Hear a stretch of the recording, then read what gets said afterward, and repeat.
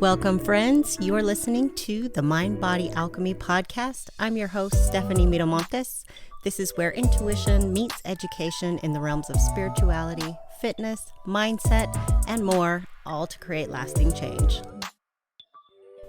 Welcome back to the Mind Body Alchemy podcast. Today, I want to give you some questions that you can ask yourself and some things to consider before you decide to go on another diet. First, I want to talk about some of the reasons that we decide to diet in the first place. A lot of times we can be going throughout our day normally, and then all of a sudden something will trigger an emotional response that creates a reaction. And that reaction is usually a negative reaction. It might be you're pleasantly scrolling through social media, and then all of a sudden you see your friend has lost 20 pounds and went on this diet that included a bunch of supplements and MLM powder, shakes, whatever. And so you immediately think, well, I'm not good enough. I should probably go on that too. This is going to be my solution since it was her solution. Or it's a conversation that you're having in work, or possibly even when you go to visit someone in your life that has triggered this feeling of not good enoughness for you in the past. Like maybe you're going to visit family that always comments on your weight. Perhaps you're going on a vacation or a high school reunion or a family reunion. There are a lot of things that come up that tend to trigger that panic response where we need to run away from our current circumstances and immediately go into fix-it mode so that we can control what other people think of us. Another thing that often happens is diets trend on social media and in the media, in the workplace, things like that. So because everyone else is doing it, it's part of a community. It's inviting. It's something that you want to be part of. Everybody's coming together around this common ailment, this common complaint or gripe. And so because everyone else is doing it, it feels supportive. It feels like a place that you belong. And even though you're not consciously saying, well, everybody else is doing it, so I will too, sort of that analogy of, well, if your friends jumped off a bridge, would you as well? Of course not. But subconsciously, we all have a desire to belong. And because we are all conditioned to believe that our bodies are the most valuable thing that we can offer to the world, it comes together in a very convenient way. So that might trigger a response to join the club and diet that way. Sometimes it's triggered by just the time of year in our environment, special occasions, or summer is coming, it's swimsuit shopping, or New Year's resolutions. We see these things come up time and time again, and we've accepted them as just normal behavior without even questioning whether or not this is good for us. We just keep trying these different strategies and these different diets. None of them have worked for you in the past, long term. You may have seen some success, but that's not the same thing, right? So even though something didn't work for you before, you're still willing to try something new, and that's okay. It's okay to try new things. It's actually a good thing to try new things until you find the perfect solution for you. But getting stuck in these systems that are designed for the masses, and they take you and your own lifestyle preferences, habits, and behaviors out of the equation, is a recipe for frustration. We don't question whether or not dieting is good for us. Other times, we have success on a certain protocol. We weren't able to sustain it. The rules were too hard, or something came up, or life happened, and you blew it, gained all the weight back, body went back to the same as it was, or like 66% of people that try dieting and have some success on dieting, you gained back more weight than what you started with. And so I say all of this not to be a downer, but rather to give you some perspective and give you some questions so that you can avoid this frustration in the future. So the first question I want you to ask yourself is, why this diet? Is this something I heard about from a friend? Is it something I heard around the office, the workplace? Did I see an advertisement for it? Was it on social media? Or which of those areas that I just talked about in the beginning of this has triggered the desire to go on this diet? Why are you choosing it? The next question that I want you to ask yourself is, what is my emotional state right now? I will tell you that 100% of the time, my worst body image days are also my worst life days. If I'm having a bad day, my body becomes the target pretty reliably. And it's so easy. It's so easy to beat up on our body image, the way that we look, the way that our clothes fit.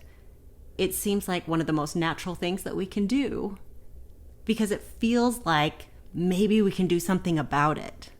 So our bodies take the brunt of our bad mood and become our punching bags emotionally. So before you go to the grocery store and stock up on ingredients for, these power smoothies or whatever it is that you're going to do, I really want you to take a moment and really question the emotional state that you're in when you were making the decision to go on another diet or to choose this diet in particular. It doesn't matter what the diet is. These are just questions for you to reflect on so that you know that you're making the best decision possible for you and you're doing it for the right reasons. The next question I want you to ask is, how many changes will I have to make? Science has shown time and time again that when we make one habit change, one behavior change, we're pretty likely to be successful. Once we start stacking other habits on at the exact same time without mastering the first one, our chances go way, way down and we are much more likely to quit. So, if this new strategy is going to require you to make 1,000,000 changes to your lifestyle and take you far away from what you're currently doing, is that going to be sustainable for you? And if so, how long? How long can you keep that up? How difficult will that be to make 10 changes? If you are someone who doesn't currently exercise at all and you don't like vegetables, how successful do you think you're going to be switching to a vegan diet and strength training and doing cardio 5 days a week? I would say your chances are pretty low. I mean, I'm sure there are some exceptions to the rule, but for the most part, with my experience in all the years I've coached people, the more rules that you give someone, the less likely they are to follow any of them at all. What routines is this going to disrupt for you? What is going to be interrupted? If you're signing up to attend a class at the same time as you're supposed to be driving your child to practice or to school, or you're supposed to be taking a work call, how is that going to line up for you?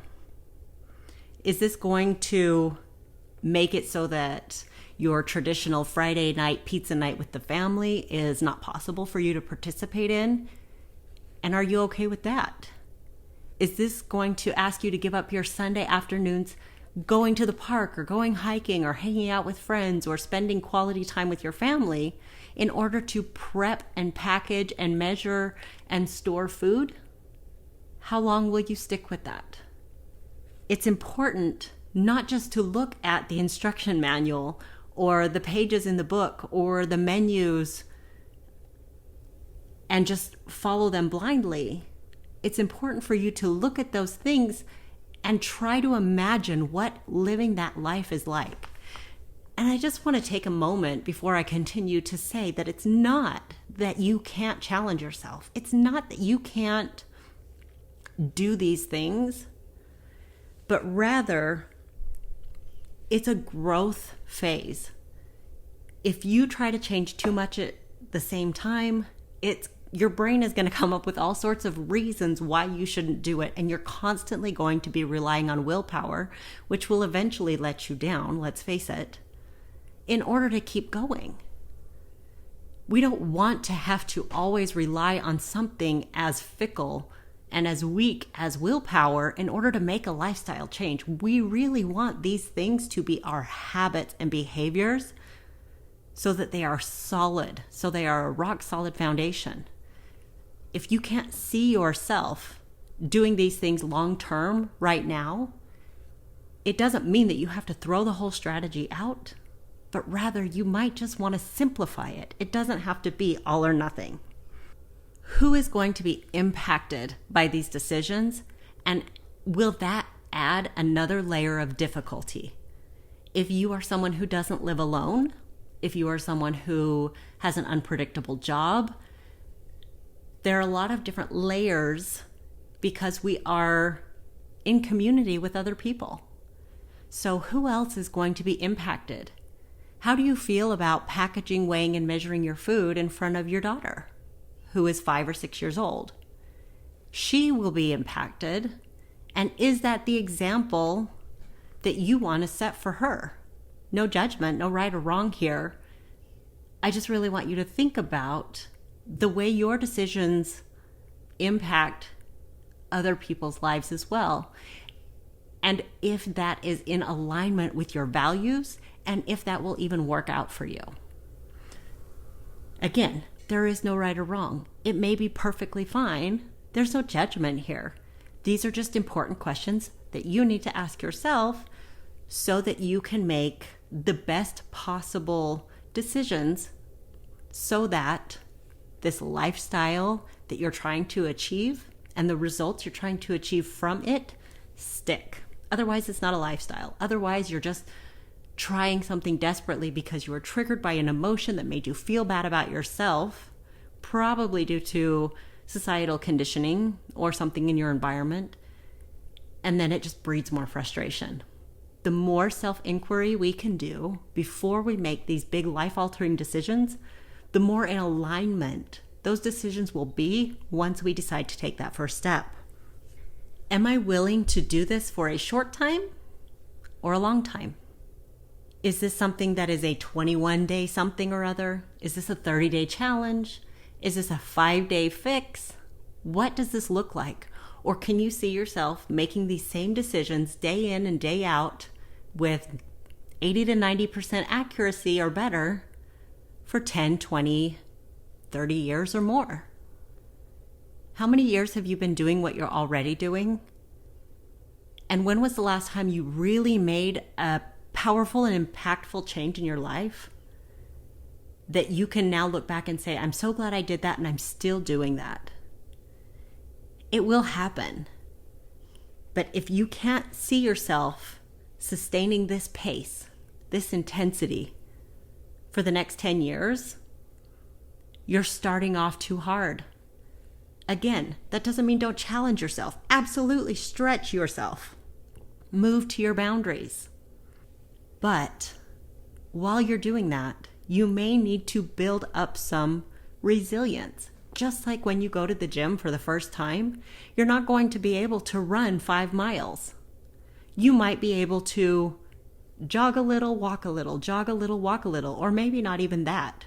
But eventually you build up the resilience and you can bring layers upon layers of intensity and challenge, and you can get there.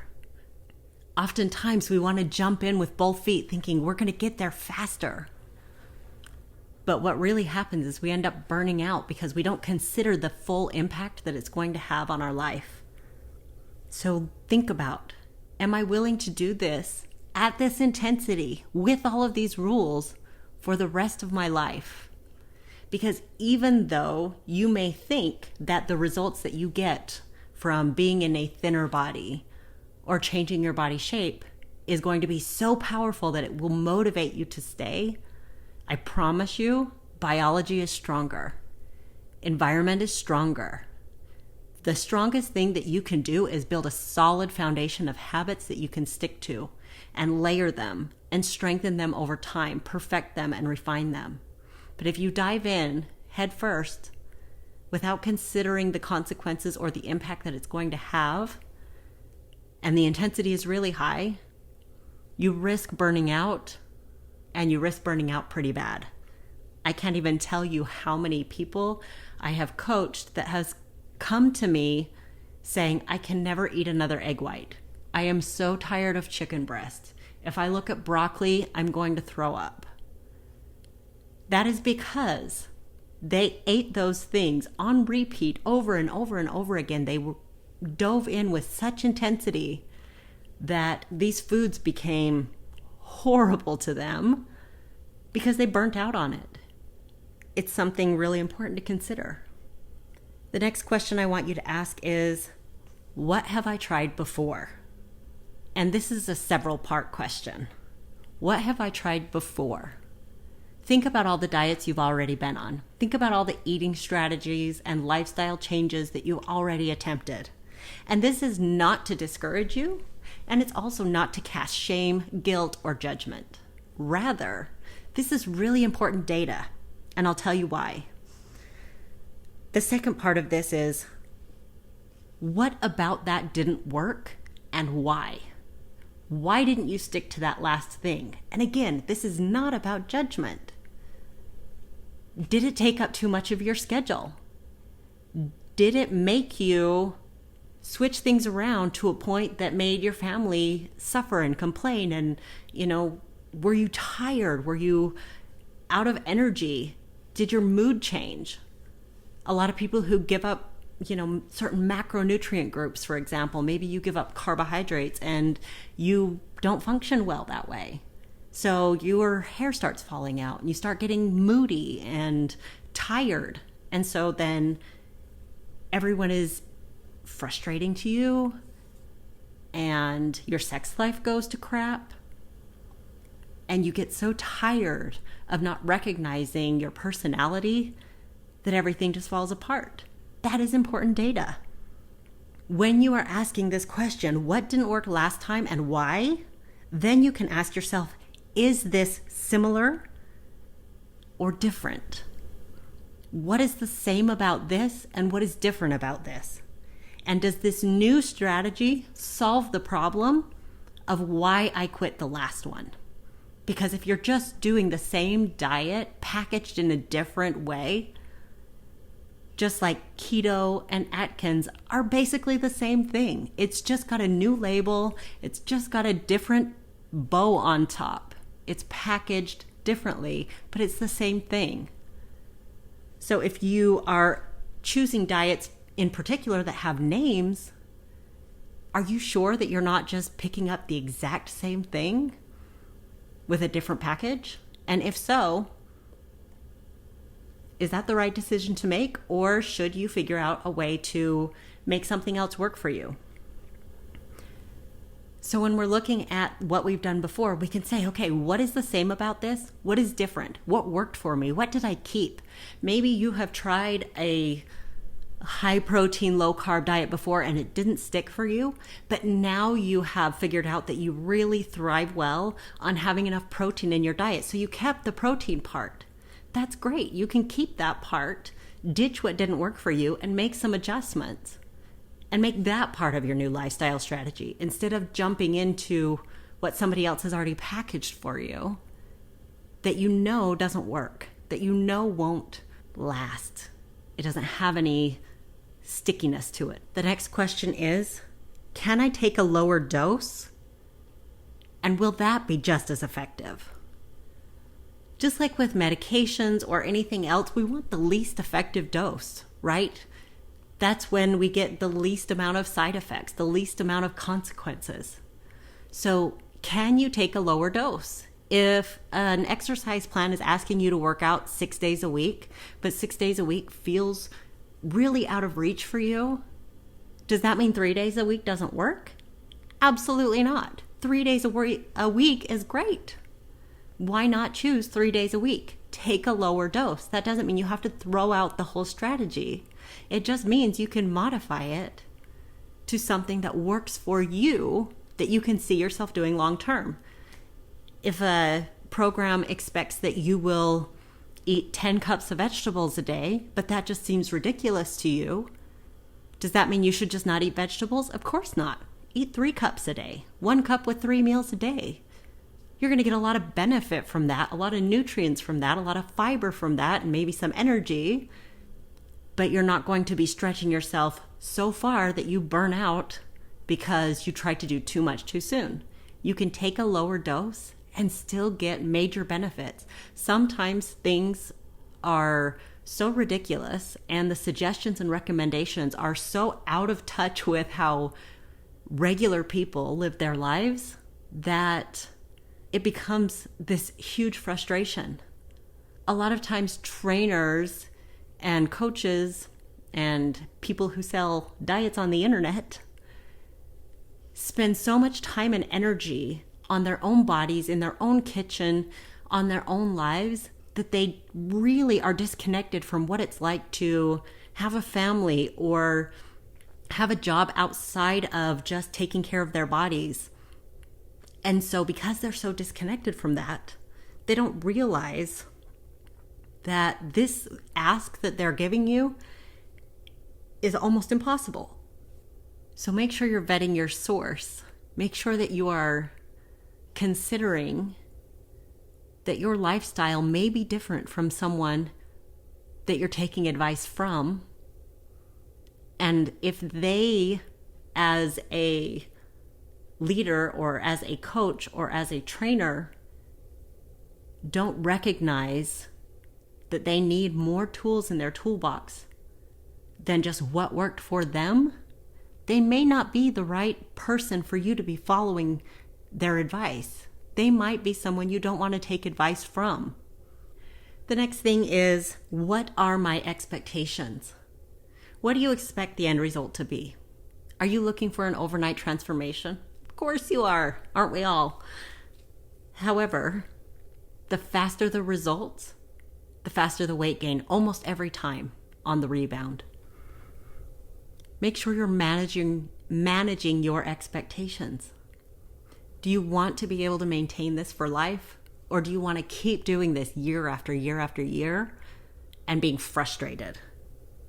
If it's the former, then change your expectations from seeing results on the scale and in your clothes and in the mirror every day or every week to a strategy that feels sustainable long term.